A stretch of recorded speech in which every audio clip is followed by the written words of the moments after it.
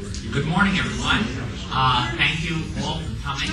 I'd like to get us started so we can hear from our very good, very, I think, well-informed panel today. And with that, I'm Dr. Paul Pedersen, President of the Connecticut chapter of ASPA, for those who don't know me. And I welcome you, and I'll introduce our moderator, our Vice President for CT ASPA, Lyle Ray from Prague.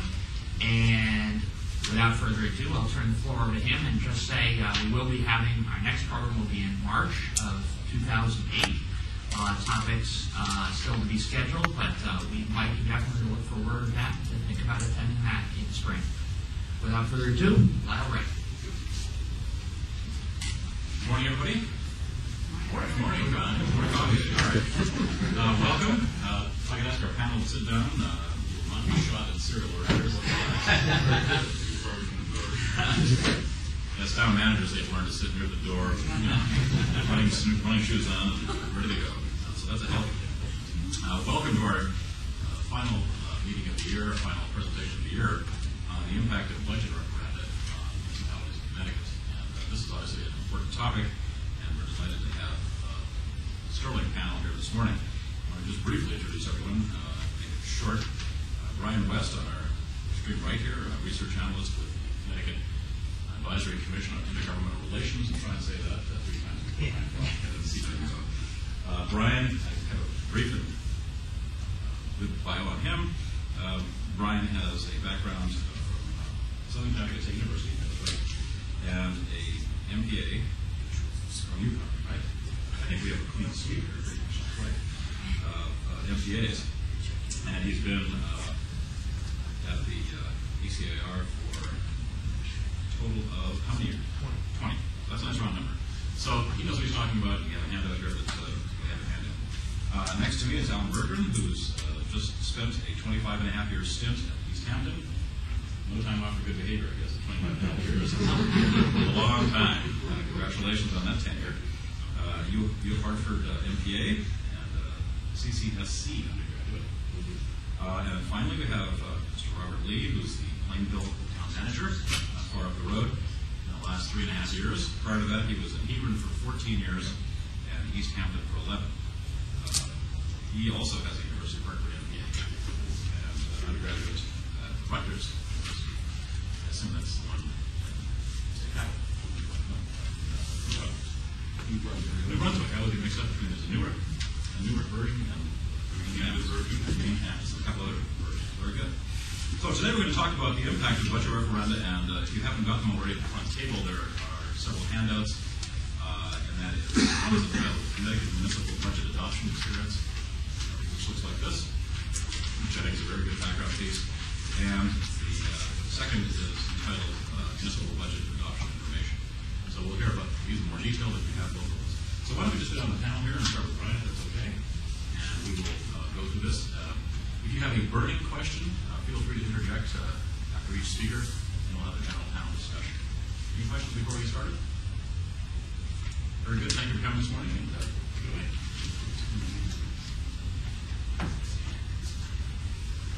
Good morning. As Lyle had mentioned, the reason I'm here is because I work for the Advisory Commission, and for the past almost 20 years, we have been tracking budget adoption procedures, which is the main report that you got, a 4-page piece. We didn't start out looking at it just in terms of referendum. We weren't trying to track down referendum. What we were trying to do was see if there was a reason for why certain towns had trouble adopting their budgets. And one of the things we were trying to track was the method of how they adopted it. And so we looked at it and tracked it in terms of what towns did by council, by town meeting, by referenda, and there are certain towns out there that do it by some other means. Basically what we started to find out was that there was really no method to it in terms of the type of adoption procedure. It more had to do with the economy. If the state and the U.S. economy was doing well, then towns did pretty well in adopting it. When I say doing well, it's not having difficulty, not going through multiple votes on the budget and so forth. And when the economy was bad, then more towns were having trouble adopting their budget. So there was really no surprise to it. What we have found since then, however, is that in the past 10 years, it has become a locally driven situation where it doesn't matter what the economy is doing, state or national. The towns are having some situation. Certain towns are just having their own problems. It's a completely local driven thing. And what we have been finding. The other sheet I gave you was just something I put together just to look at some of the numbers. And as you can see, starting in 98, you can see a definite upward trend in both the total number of referenda and the number of towns adopting their budget by means of referenda. And we think that's kind of a significant trend because most of the towns that are adopting by referenda are towns that have in the past been doing it by town meeting. And from what we've talked to, when we talked to different first selectmen and so forth, what we found is that there's more accountability with the referenda, and it's just been going easier for people. One of the other factors with the number of votes going on, the way we looked at it was, we've always looked at it in terms of how many towns got their budget in by July 1st. That's the beginning of the fiscal year. Towns get their tax bills out and so forth. And again, early on in the process, it was kind of funny because we noticed that there was sort of a panic within towns of if they didn't get their budget adopted by July 1st, what's going to happen? Is the roof going to cave in? And there are statutes that cover this, and towns were able to find out that they could budget by a certain percentage of what the previous year's budget was.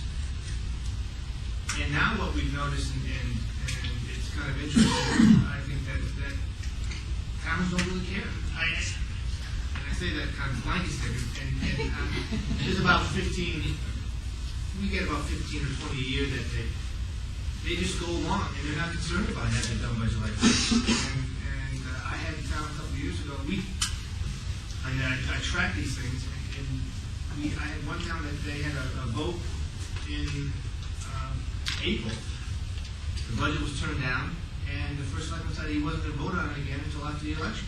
So they didn't have another vote until November. I don't know, does that make sense? I don't know, but it did for that town, and they went to the... Normally you expect maybe 5 or 6 votes in between. Didn't happen. It was just vote in April and one in November. So,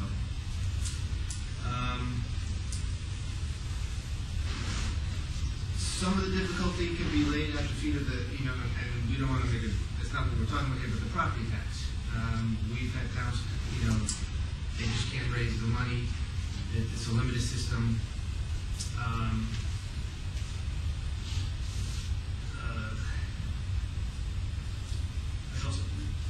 Another interesting trend has been, we also tracked the regional school districts along the same lines. And at the beginning of when we started doing the tracking, the regional school districts were had more problems than the towns were having in terms of having multiple votes and having difficulty getting their budgets passed. But that has changed over the past same period of time, where it's gotten smoother for them. I don't really have a reason for that. It's just been happening. But they also have been going from they had either a district meeting vote or a referendum vote, and again that has gone from almost being split half and half to now the last 3 years they've all been done by referendum. And they've only had probably 1 or 2 towns that have had multiple votes or gone past July 1st of getting their budget adopted.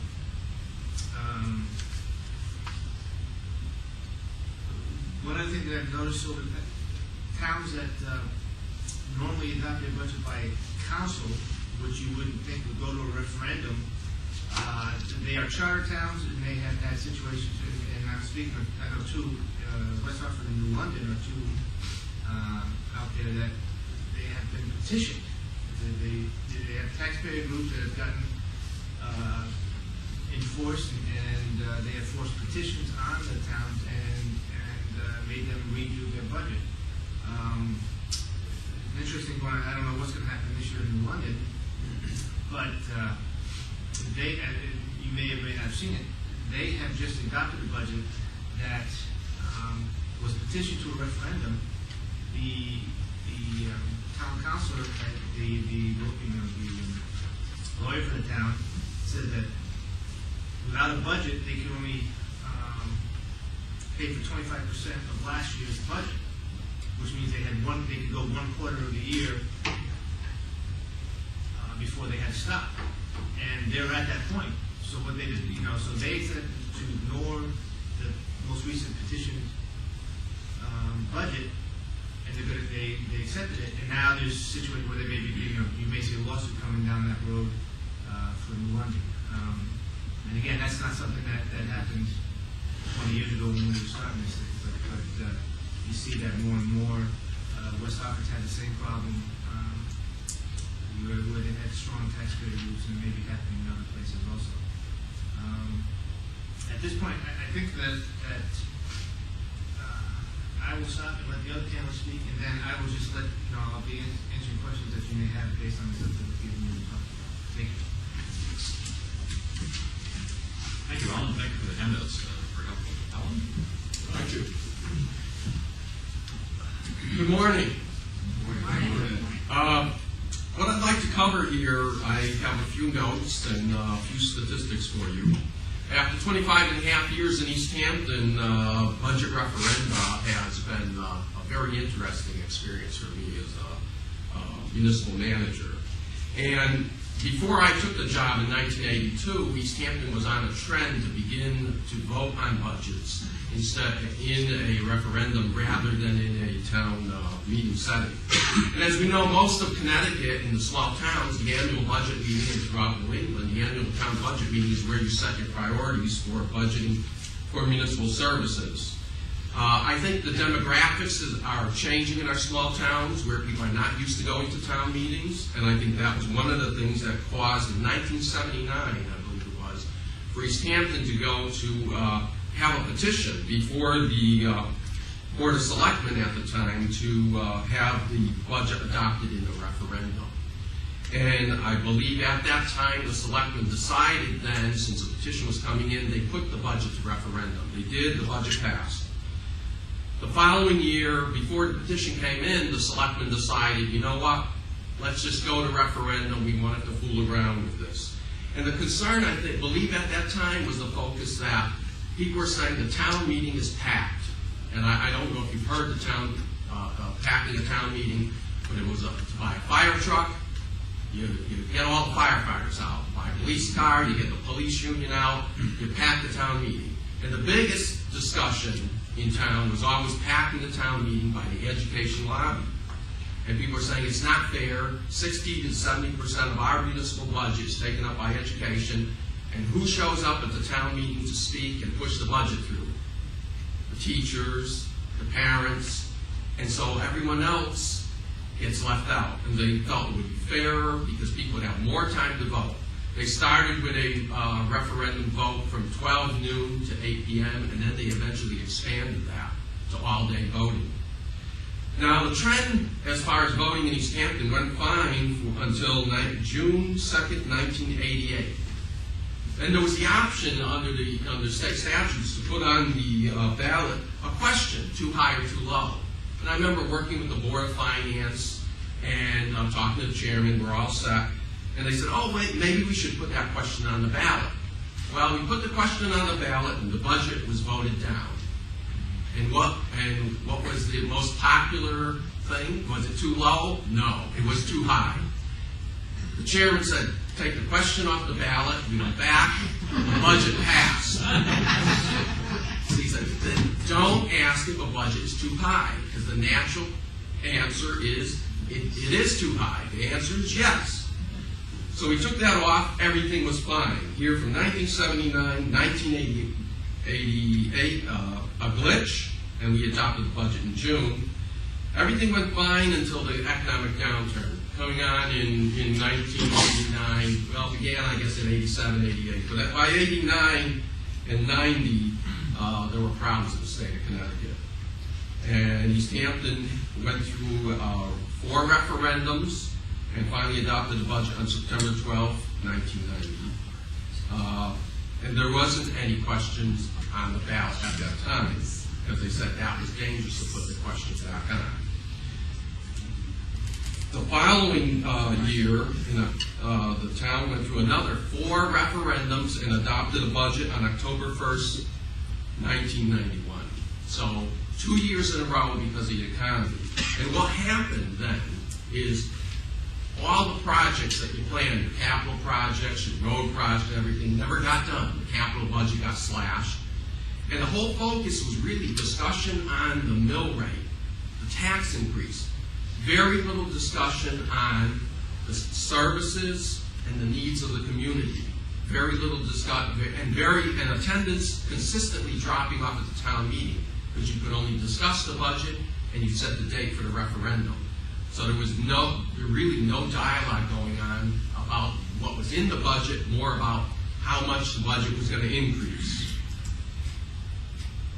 Things kind of stabilized, went on until June 26, June 1997, had 2 referendums, but adopted the budget June 26, right after the beginning of the fiscal year. And then, going further, in 1998, there was 2 referendums. So 2 years in a row there. And it seemed that once you knocked the budget down, it was easier to knock the second, the third, the fourth. Once you knock a budget down, if you don't get it on the first ballot, then it's more difficult to get a budget passed.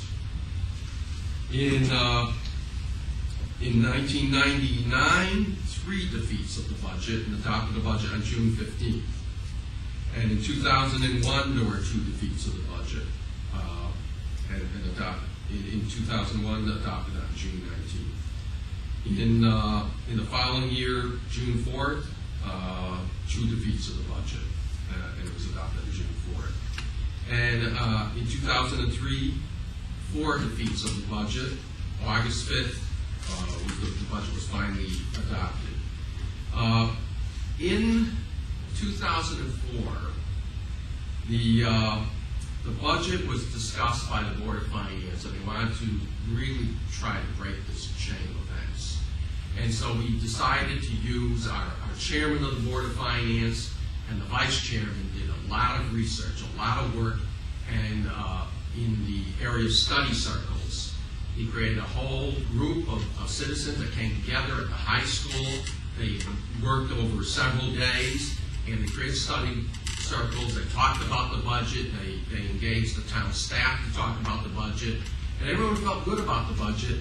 And the budget passed in 2004 on the first ballot. The following year, they did do the study circles, but attendance kind of dropped off. Back into the old scenario, the budget was defeated 3 times, and we finally adopted the budget on June 7th. So study circles worked for a year, and then it did not work after that. And it was back to focusing, again, not the dialogue and talking about the needs of the community or the services provided, but really focused on the tax increase and the mill rate. All during this time, a taxpayers group was formed, and their focus was on a formula. They had like an engineering formula saying, well, the budget should only go up so much based upon the rate of inflation and improving efficiency in town government. And if it didn't meet their target, they would not endorse the budget, and then if the budget was defeated, they'd claim victory. The following year was in 2006, we defeated the budget 5 times, finally adopting the budget on September 19th. And that was a revaluation year. And I've seen around the area wherever towns went through revaluation that there was multiple defeats of the budget. What I've seen over the years is there has been a push and a trend to push and do away really with voting at a town meeting and push out to referendum. And it has been by taxpayers groups and citizens who feel they cannot get to a town meeting, they want all day to vote on the budget. But the whole focus has always been really on the mill rate and the increase, rather than the needs of the community. And that's a challenge for anyone in public administration, because you really want to talk about what the needs of the community and the services provided. And when you start stepping away from that, just talking about the increase, or decrease, or no tax increase, you're not talking about the issues that confront the community on a daily basis. The other thing is the changing demographics. A lot of our small towns, and Connecticut's not growing as people are moving in, it's rather growing in our smaller communities by people moving out of the urban centers. And they're not used to coming to town meetings. They're not used to voting in a town meeting format where everyone raises their hand and you have a spirited debate, and people know how their friends and neighbors vote. They're used to the privacy of the voting booth, and they want to be able to just go in, 5 minutes, in, vote, come out, and they're done. And a lot of the new citizens, I believe, in East Hampton, were used to, hey, the city council set the budget, now I'm in a smaller town, we can vote on the budget, I don't have time, I work all day, after work I can get to the polling place, I can vote on the budget. And who wants to vote for a tax increase? The natural response you get, you ask people if you want a tax increase, is no, I don't want a tax increase. And as long as you keep focusing on whether you want a tax increase or not, the no's are pretty much going to have it. The other negative, I think a negative thing is there's very little dialogue now at town meetings. Town meetings, just the public officials show up, they vote on setting a referendum date, and then they're done. Very little discussion, so there's no real forum for discussion. The public hearings on the budget, very little discussion. And the council and the Board of Finance has talked about that. We got to reach out to the public, we got to encourage people, and study circles was one opportunity they looked at. The other thing they looked at was publications, and we did a number of different publications, and put them in the local paper, the weekly paper that everyone got, kind of encourage people to get out and vote. This last budget did pass on May 8th, which was before the end of the fiscal year, and there was a great deal of focus on getting the word out, getting the information out. And it was a quiet year. It didn't seem there was any burning desire to defeat the budget. And the budget was cut back by the Board of Finance, that was recommended by the manager and myself and the staff. But it was still a progressive budget for a community as small as East Hampton, with a population around 13,000. The impacts over the years has been really what you go after is things that don't necessarily affect the day-to-day operations. You still have to plow the streets, you have to patrol the streets, you have to do the necessary, you have to educate, you have to open the schools and educate our youngsters. So the impact has really been whacking the capital budget, taking a sharp pencil to that, and reducing things in the capital budget. Also, there has been surpluses generated because you couldn't get public works projects done.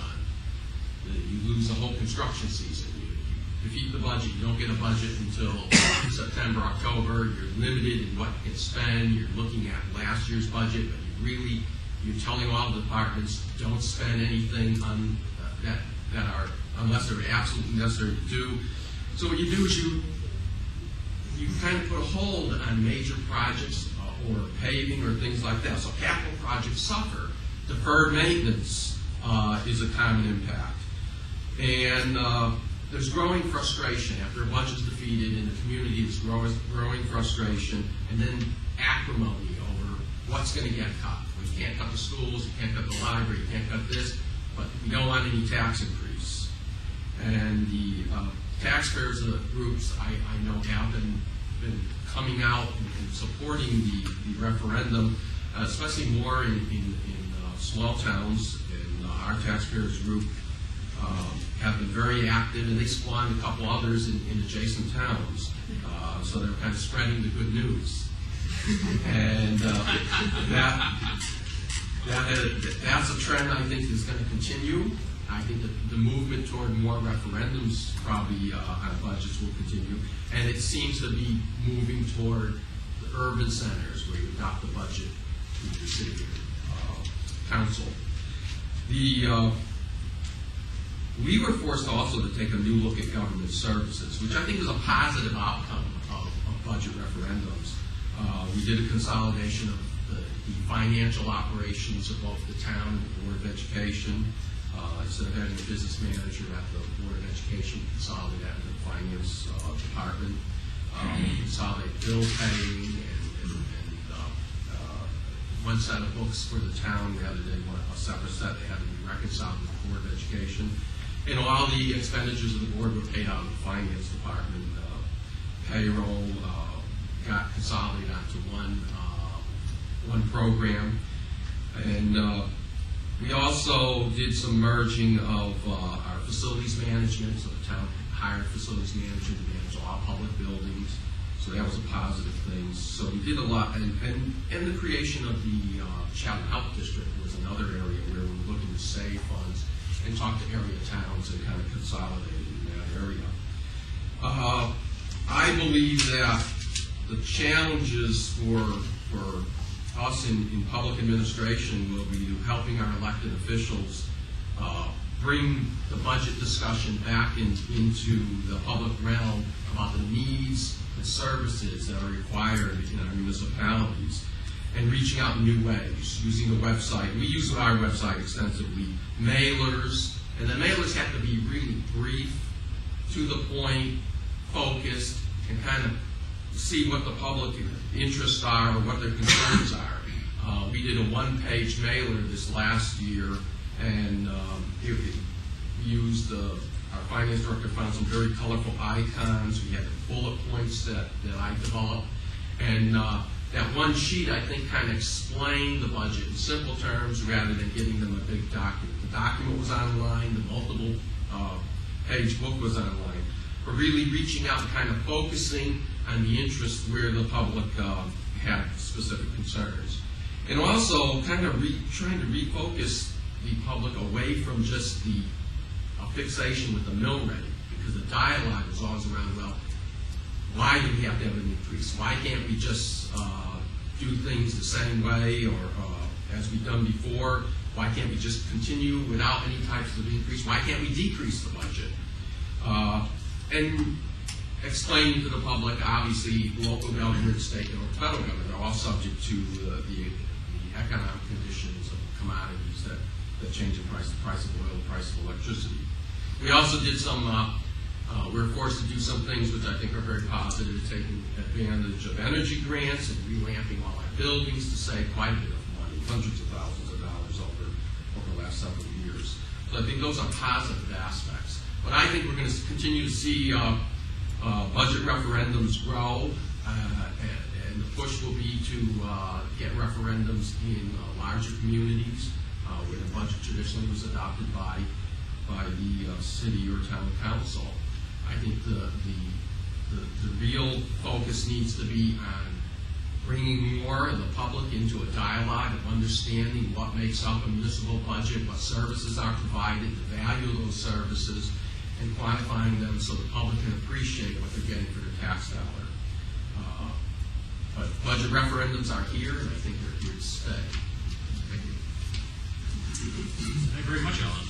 We're getting a lot of food for thought, so you can be formulating your questions with your final panel member. Robert, go ahead. Or do you get coffee on in person?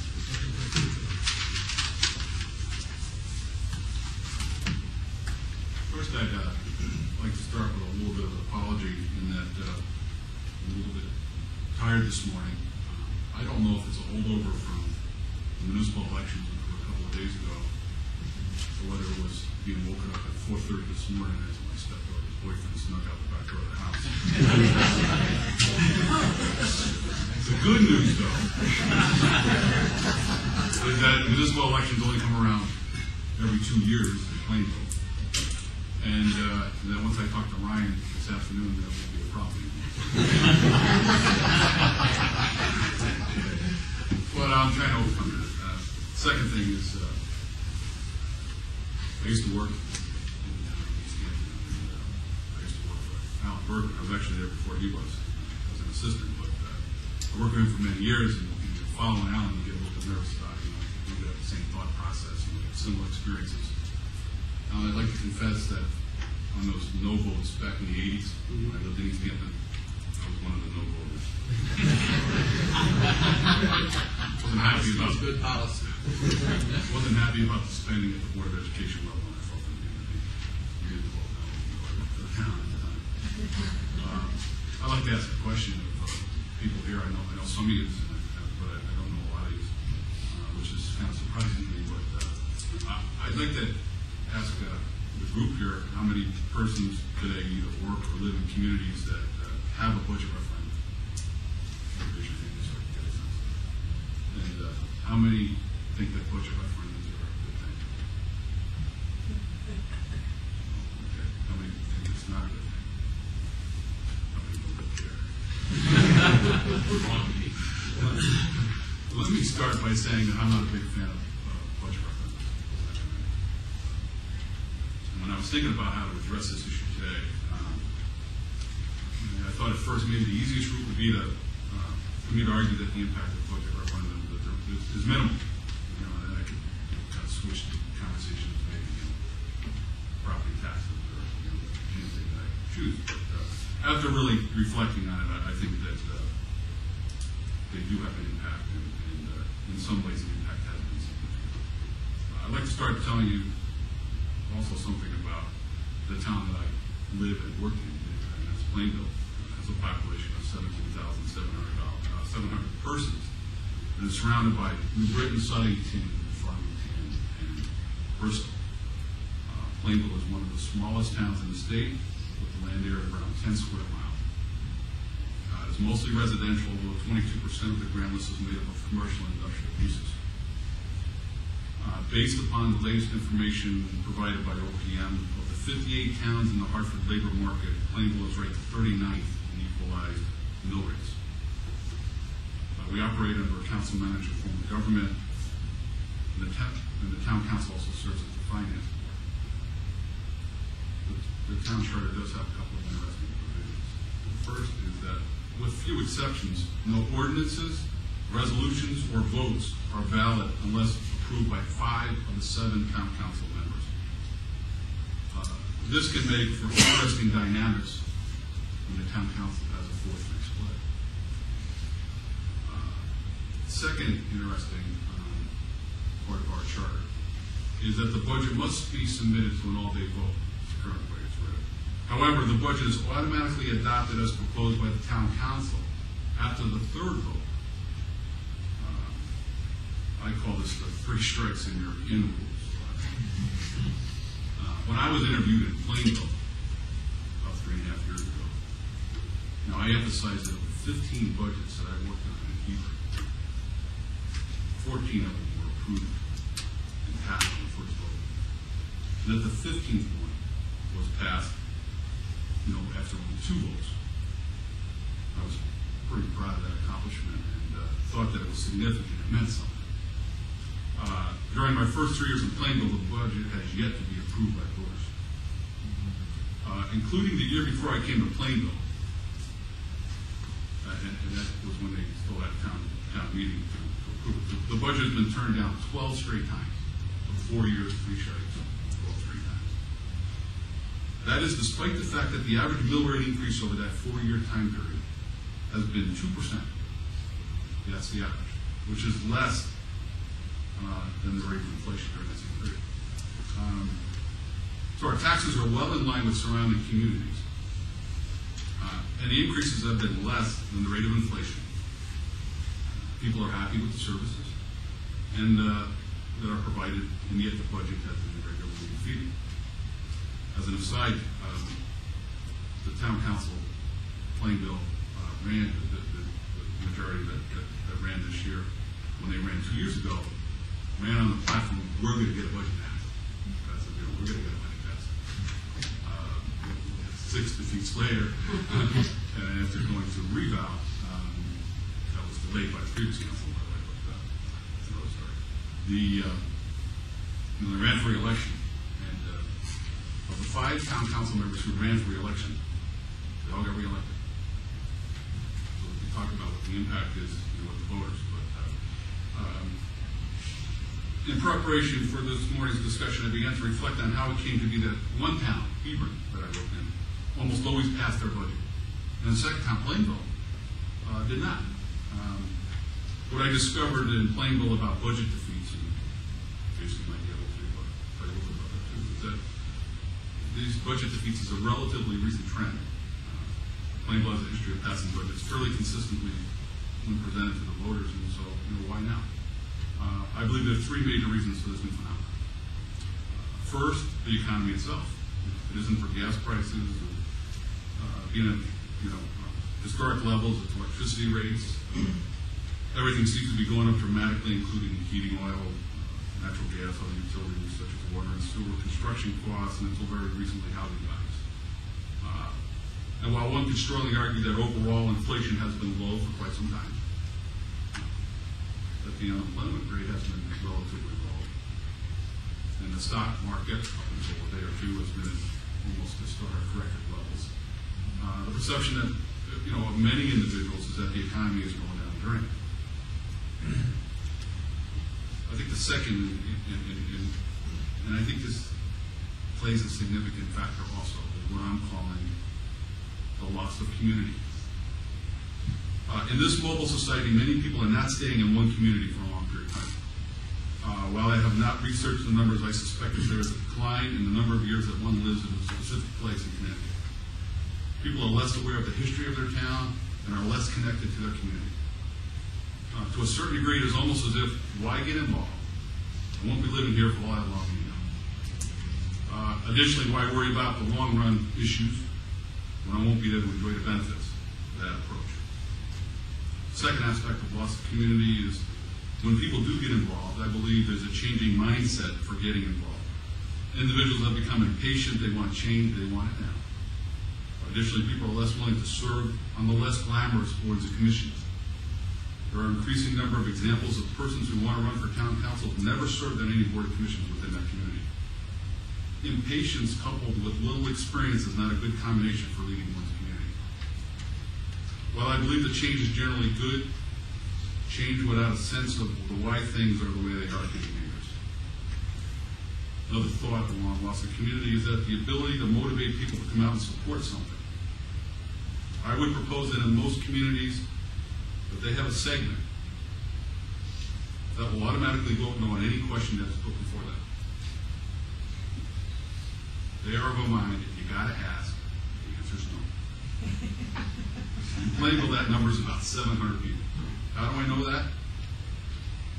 We had a question, and it wasn't a budget vote, but I think it's a pretty good example. We had a tax incremental financing bond that we looked at refinance.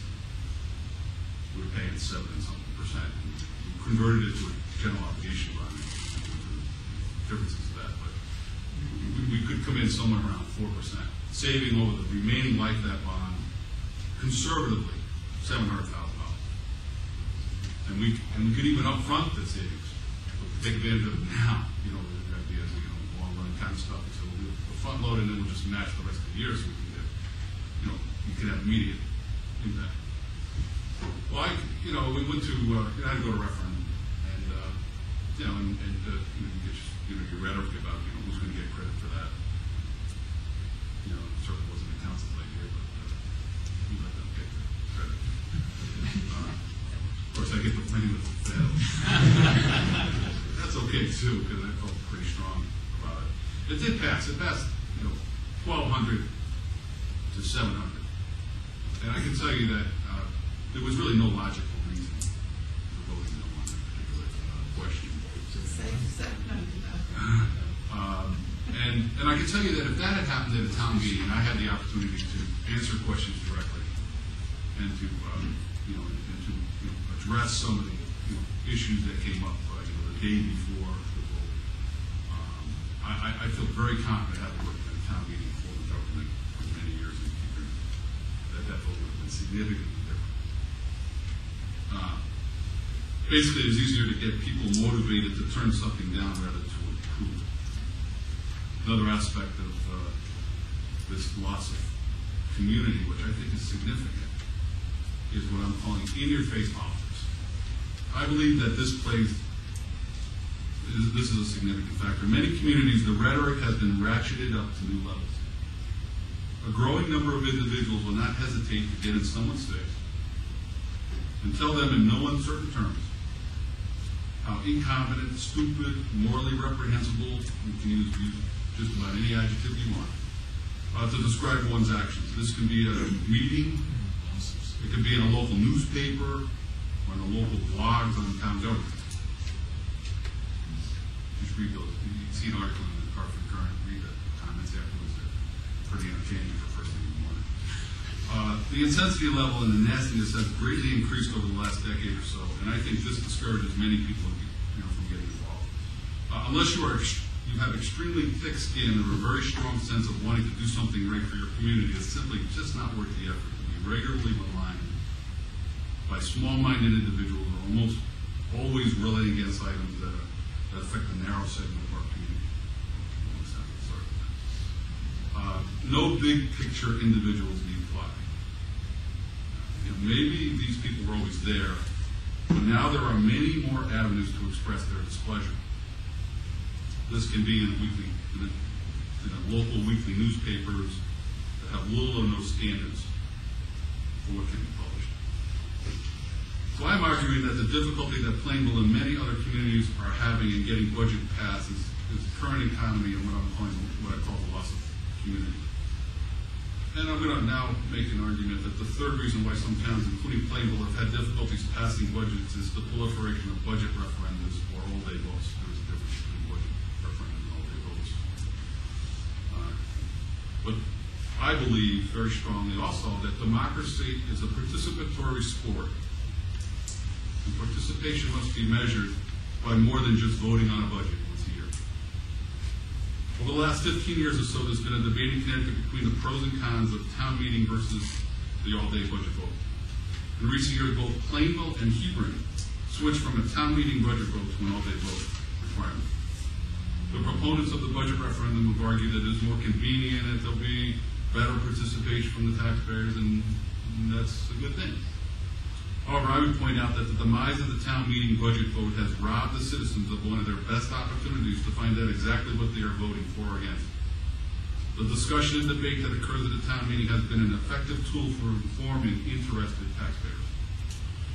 At a town meeting, people can learn the limitations of town government, particularly what can be done and what cannot be done with our limited resources. It is also an opportunity to ask questions and get answers.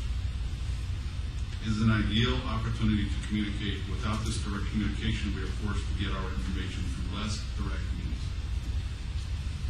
However, what we noticed, and I noticed this in Hebron, is that people began to make up their minds well in advance of the town meeting vote. During the last few years of my tenure in Hebron, the town meeting mood was, please don't bore us with any information, let's just get on with the votes so we can all go home. Town leaders began to question, why have a town meeting when people just want to vote and go home? It only seemed natural that the budget referendum were the next in the evolutionary step. This has resulted in the elimination of one of the few opportunities to have direct discussion with the public on what may be considered the most important annual issue, that is the town budget. We have moved away from a system that requires face-to-face discussion to one that only requires a couple of minutes of one time to stand behind the curtain and vote. I'll stand behind the curtain anymore, that was 2 days ago. All of this works well if budgets get approved early and often. However, when budgets get defeated multiple times, even to the extent of continuing into the following fiscal year, we as government employees have to find a way to adjust. And so, how do we deal with this changing landscape? What are we, as towns, doing to reconnect with the public? Probably going to repeat a little bit of what Alan said, but many municipalities have begun to take the mystery out of the way town government works. They have begun to embrace televising of their meetings on cable access TV. In Plainville, not only are the town council meetings televised, but the budget workshops and public hearings as well. I'd say the budget workshops are boring, but they're on TV.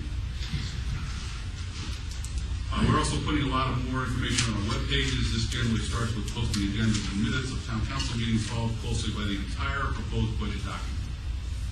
The entire document.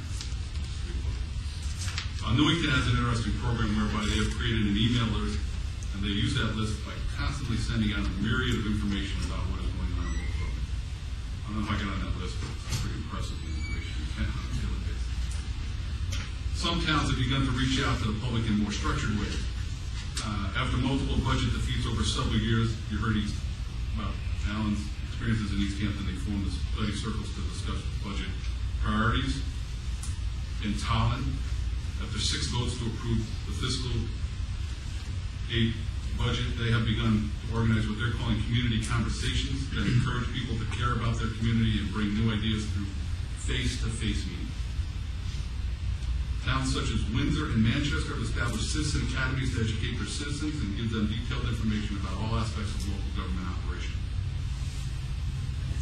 In fact, after listening to some discussions about these citizen academies, I'm going to try to start one in Plainville. We're gathering information about them, and we hope to have one up and running in the near future.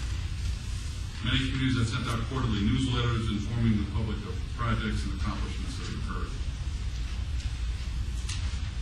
A second issue with the impact of referenda is, and this is particular for those towns that have had to deal with multiple referenda on a regular basis, that has changed the way we do business.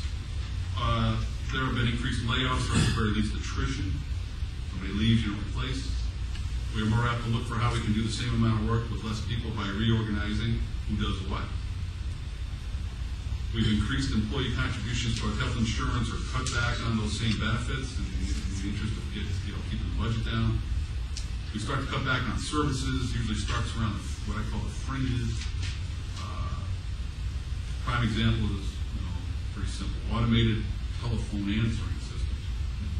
No longer you get a live voice when you initially call the town hall. We just changed that in Plainville. So we're spending too much money. Said, okay, we'll go that. We'll get a live voice. You push a few buttons. People complain about the budget being too high. You miss that voice when you call. So push 0. Towns also begin to defer capital improvements. You heard that with Alan, particularly in the area of roads and building maintenance. We also eliminate some of what I call the giveaway programs. An example of this is maybe a summer concept series paid for through the recreation budget. And we see our contingency accounts greatly reduced or eliminated altogether. Those are some of the negative items, but I think there's some positive ones also. And we begin to look at the areas that have historically been taboo. This includes exploring and participating in regional solutions to problems. It also can include the consolidation of town and Board of Education functions, such as maintenance and financing functions. You heard a little bit about what East Hampton did. Tackling that over the next couple of weeks. We have a new council on board, some changes on the Board of Education. It no longer makes sense, and maybe it never did, to have 2 separate entities performing the same functions within the same municipality. The second item that I think is positive is towns begin to look into new areas to save money or generate revenue. Examples include the purchase of streetlights. If your town hasn't purchased the streetlights, you're missing a great opportunity. Participating in a demand response program, getting into the cell tower business, or alternative energy sources. These are all things that we're now looking at to save money, and that we probably would.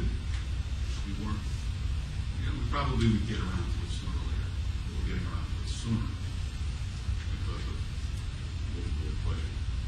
2 other quick items regarding budget referendum or all-day votes. First, with budget referendum, I believe that it is much more difficult to turn a no vote into a yes vote. You heard Alan talk a little bit about that. Once the ball starts rolling downhill, it's a lot more difficult to slow down or turn it around. I would hazard a guess that it is a rare occurrence. Maybe Brian could help us with that. I've lived here for 20 years. I would hazard a guess that it's a rare occurrence where a budget that requires town meeting approval. And in fact, in Hebron, when I worked there, you couldn't petition it to a town, to an all-day vote. It had to be, the charter required it to be approved at a town meeting. But I would hazard a guess that it's a rare occurrence where a budget that requires town meeting approval and has failed to get a positive vote before the next fiscal year begins.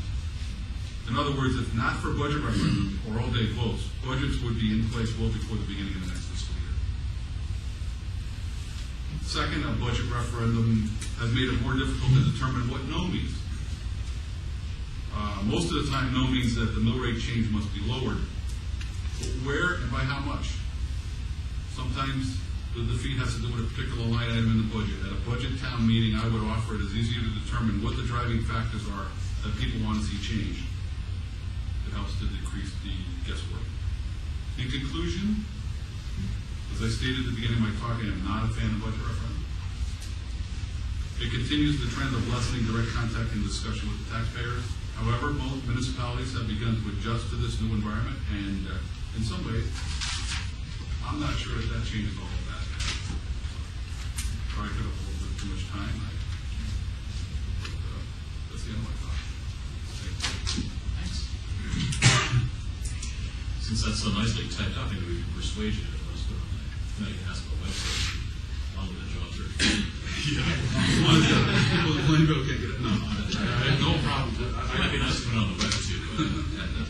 Just a couple of quick observations while you're formulating your questions for our panel. I had 4 points I wanted to just sort of share what I heard here. One is, I think, the importance of a rich dialogue on the budget, however we have it. I had the fortune or misfortune of living in Southern California for a while. People would walk around the button and say, yes on 111, or no on 106, and that was the conversation. So you had media spots, if you approve this, the sky will fall. That wasn't the dialogue. It was based on something we need to preserve. The question I think that Robert has just raised is if we're going to go away from the town meeting, and if it in fact has its defects, how do we have a rich dialogue on a budget? I think that's a very important point. The second aspect that I wanted to highlight here is I think these are the good old days financially. I just saw $3.59 gasoline for my premium fuel on the way over, which kind of ruined my whole day. The underlying financial pressures are not going anywhere.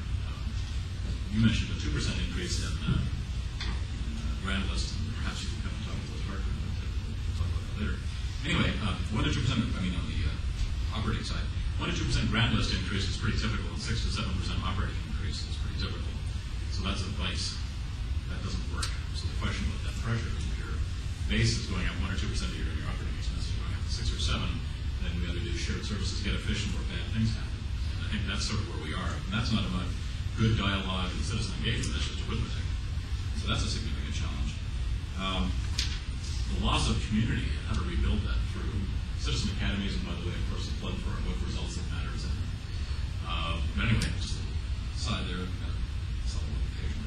but it's the whole issue of how do you engage citizens meaningfully, where they're mobile, they have a different background, in many cases they're more educated, but also have different habits and don't have the same identity with the community. But that whole loss of community / rebuilding community engagement and rebuilding stability. I think the issue of stability is something that I've just seen unbelievably deteriorated. Having grown up in Canada when people were doing cat calls from the legislative floor, Hansard, which is the record of the legislative debates, would always say, "Some honorable members, oh." You know, that's all that was all they were put in the Hansard. They said, where's your wife tonight? Some honorable members, oh. That's all everyone in there. Because it was incivil to put down the comments that were on the floor. We've now come to a very different point of civility, which I think is abrasive on elected officials and a deterrent for people who don't have hides this thick to go into the business. It's just too much to put up with. And the final point I think that most concerns me about the conversations we've had so far, maybe we can get into this, is how do we make strategic investments for the town future?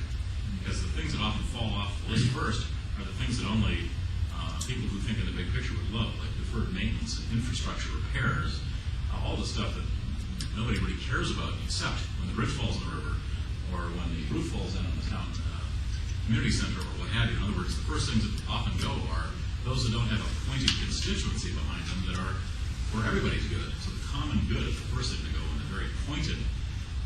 There's going to be a group that wants to resurface the track in the high school because they're track advocates, and that will get done. Versus boring stuff like fixing deferred maintenance and maintaining that. And I think that issue of strategic investment, the question of how do we have a public dialogue about big picture stuff, I think that's a very hard thing to do when people are busy. I don't think there's any automatic answer. I think public meetings can be one tool, but they can be paint by numbers with the closest friends of the sharp point issue in the room. That doesn't get you there. Or in the California case of the ultimate referendum world, no on 107 isn't much of a dialogue either. So I think there's a question here of how to create rich public dialogue on budgeting and sort of the strategic aspects. Because I'm very worried about, as a country, we're not investing in the future. So having got my commercial in here, please. I would suggest we start with the kids in school. They don't know anything about local government. Therefore, they don't know anything when they're asked to be able to vote. Just to repeat your point for the recording is, I mean, start with kids in school. And again, I'm starting one of those old fuddy-duddies when I talk about civics, how a bill becomes a law and your obligations as a citizen and all this stuff. I don't think that's even taught. No, the state of Connecticut requires that in their high school. In most, But only they only teach in the federal government. Right. wait, that's They scary. do not teach the local How a bill government. becomes your law. Call a K Street friend. Write the Lord's check. No, we do that. But I think the point about how a bill becomes a law is organic. You could go down to the town council in your community and sit in the council room and meet with the people. I mean, I think you make very good points. So that's one of the aspects of this area. Jason, and then Yeah, I have the naive on budget referendums. I have the fortune of living in a town in which the city council point blank adopts the budget. And I worked many years ago in the town manager's office in Plainville. And Robert, we never thought twice about the town meeting because, like you said, 3 strikes and you're in. You knew that there was a drop dead date that your budget was going to be passed. So how much of it is, I guess this is my question, those of you who are more familiar with it, how much of it is literally citizens making rational choices about whether they approve or disapprove of these individual items within this budget package, and how much of it is just pure electoral politics? I mean, you could look at it and I could just say from having taken a basic, American government, state and local government course, you have low turnout elections, the electorate is extremely more conservative. Republicans tend to vote more than Democrats. Older people tend to vote more than younger people. And people who are always opposed to something are always more likely to vote than people who are in favor of something. So how much of it is trying to educate the public, and how much of it is really trying to run a campaign, identify your voters, and get them out to vote? I'd like to respond to that. Let me take a crack at that. And Robert mentioned it before. There's a group in many communities, a core, that will never vote to approve a budget. They're typical no voters. Robert mentioned there's 700. In East Hampton, it's 7 to 1,000. If they're really motivated, they'll come out and defeat the budget. They don't care what it is. It's just too high. Any tax increase is too high. So you have that core. So you have to overcome that core. And that's one of the strategies I think a lot of towns have been trying to accomplish is how to overcome the no vote. Not getting more of the word out, but just overwhelming that no vote by calling people up or getting certain constituents, the education lobby, volunteer fire lobby, or whatever, the library lobby, to get out and overcome those no votes. Can I ask a follow-up then? Because I think that's Sure. a good point. I mean, you and Robert, you are nonpartisan, professionals who do not generally engage in partisan politics. How much do you end up having to rely on your elected officials and your councils in order to take care of that personal, practical, political piece?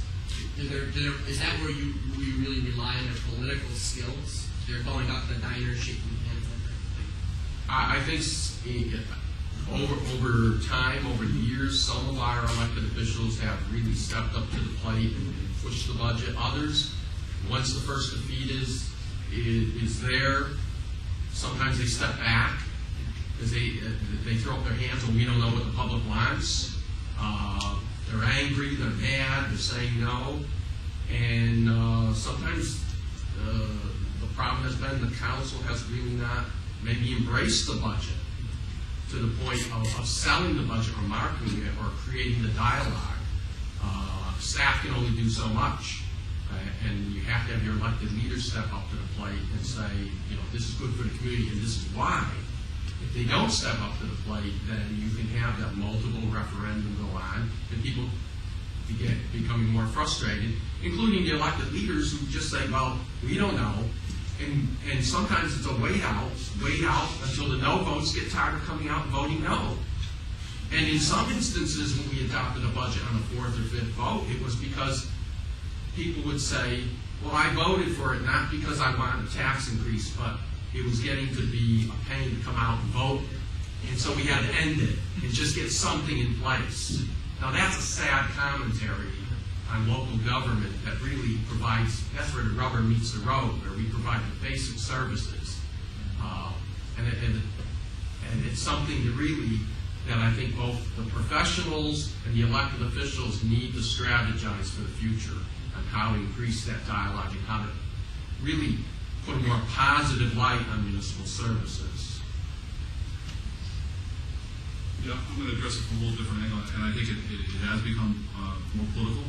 As I stated earlier, this last council ran on it that we're going to pass a budget, and of course, you're just setting yourself up for the Republicans to say, well, we're going to make sure that doesn't happen because we want to make sure this is a promise that they don't fulfill. This last budget that we had, it was a reval year, but I think we showed very succinctly that that if not for revaluation, this would have been a no tax increase, and nobody even argued with that with the numbers. But yet the Republicans, they didn't speak out against the budget, but they didn't speak in favor of it either. And so they just sat back and let it. And I work hard every day reminding the council, Democrats, Republicans, First Independent parties, whoever might be sitting there. Your goal in this community should be to do what's best for the community first, and maybe your party second. In Hebron that wasn't a problem. Small enough town. Plainville, a little bit rougher, a bit more tumble. But I think we've had some success. I was talking to the Republican Town Committee Chairman yesterday, and we talked a little bit about budget changes, and they've talked a little bit about making the referendum, continue it, not 3 strikes and you're in. And his characterization is, people are just turned off by that. They want to see change because they know that the council's just going to, wait it out and do whatever they damn well please. And I said, I think you got it wrong. And I said, I would characterize it a lot different than that. And I think it's a great provision in the charter. If it was changed, I'm sure I'd be happy. And I said, I would put it this way. That when it comes down to the third vote, because I sit with the council, and I agonize with them about what to do, is that rather than doing what they damn well please, they actually make a decision that says, this is, after these 2 budget defeats, this is what we think is best for the overall community. And let's emphasize that. As a Republican Town Committee Chair and Democrats and whoever, let's put a positive spin on this thing instead of just bragging on it. And I just keep banging away at that. We've made some inroads, but it's going to take a while. The elected part of it, the Democrat Republican has creeped in a lot more to the budget. Yes, please. I just want to make a comment about the loss of community. I didn't grow up in Connecticut. I moved here 2.5 years ago, and thanks for the heads up on Newington's email listserv because I didn't know that was there, but I've lived in Newington for 2.5 years. So I think, especially a younger population who maybe moved into Connecticut and lives in an apartment, they don't own a house, it's sometimes really difficult to find information on what's going on in the town, and you don't really know how to get more information. So I think that's a good point for all of us to take back. Actually, if you just look across the line in West Hartford, you get inundated. The West Hartford listserv. Anybody else here from West Hartford? How many do you get a day? Multiple. So they kind of drown you in this. It's sort of the other extreme. But I think that's a good point of sort of making sure that people are aware of this.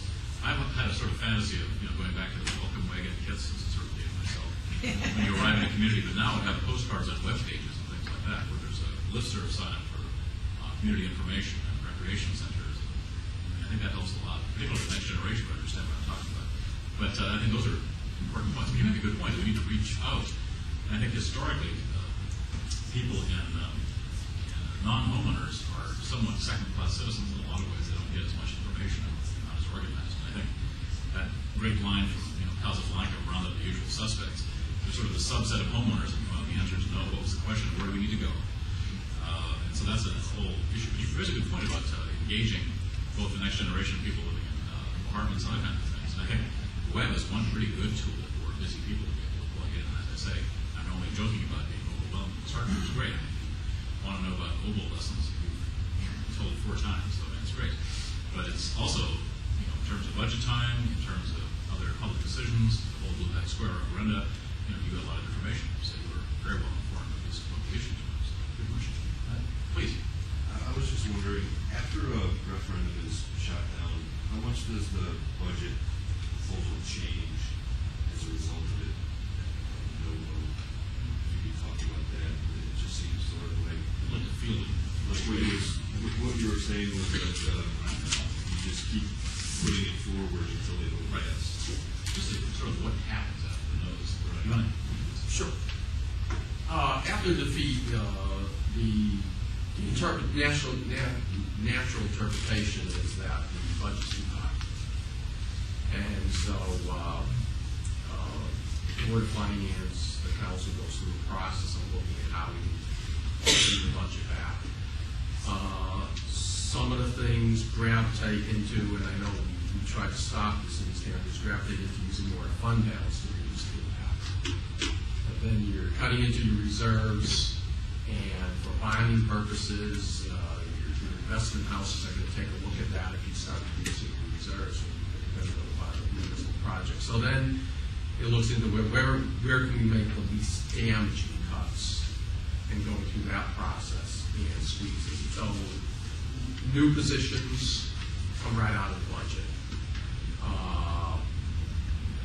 New programs, additional services, those are all sacrificed first. And then the next thing is looking at the capital investment, the capital projects. And those are the things that are looked at to kind of reduce. But it's never been, there's been one time in my 25 and a half years in Wisconsin where actually the budget was put up and was defeated. And the second time it went up, the Board of Finance cut it back quite drastically.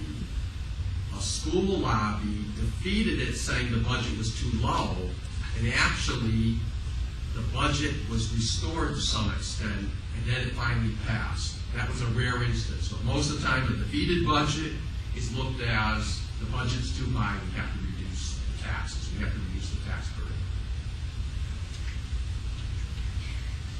Two quick items. One is, and this is just do not do's if you're in a town where your referendum is defeated. First, never make the statement that people just didn't understand what was before them. Even if it's a very true statement, don't say that. People will be insulted and they don't like to hear that. The second thing is never come back with the same budget. You have to do something. Many times I've seen towns come back and just say, well, let's just try it again. Just give it a little bit more time. Give the education people a chance to lobby, that kind of thing. And budget, twice as many people come out, and it goes down about 3 times more than the first time. So never bring back the same budget. Just follow up, I guess, to that question also, as for Robert, but with the provision like the 3 strikes in your end that you guys have in Plainville, I mean, it seems like one thing you could do is put the budget $2 million higher than you need, shave $1 million twice, and get the budget that you want. I guess, I'm assuming it doesn't happen, but what process do you guys, knowing that the third one is going to be passed because based on charter, what does the process look like the last 3 years when you guys are going through the budgets, knowing that, or assuming that it's going to be shot down twice and then passed on the third? Well, the council, different dynamics in Plain. When I first got there, the Republicans were in charge, and believe it or not, the budget was getting defeated to a certain degree because they actually cut education too much, and so people were voting because of that. And the focus in Plainville seems to be on the education side. At least the budget I proposed. Very little comment about changes on the government side. So I think council council has to be honest with the process, and I think that their reaction has been to reduce the budget generally to what they're calling, it's extreme maintenance budget, and even going, below maintenance, try to emphasize those kinds of things, no new initiatives, but at least in Plainville, the council has, to a certain degree, responded by reducing the budget, and which is, I think being honest with at least what people are asking for. What do you? I haven't seen an review. I guess what I'm saying is I haven't seen an review from the council. I guess it almost seems in some ways it could be helpful to have that provision because you can target the budget that you know the town really needs and eventually get there. What do you think would be different? I mean, do you think Plainville would have the same problems if that provision were repealed? If we did what you're suggesting, and certainly there's a deep down inside, I know better than you know better as a government. I think the system would very quickly change. I think people would demand that the system be changed. I think that the council knows that they have to be somewhat responsive and fair as far as the system is concerned. So I think that's what would be the result if we tried something like that. You know what I'm saying? I guess my question was, if you knew that you would be able to reach the budget that the town really needed, if the provision were removed, my question is,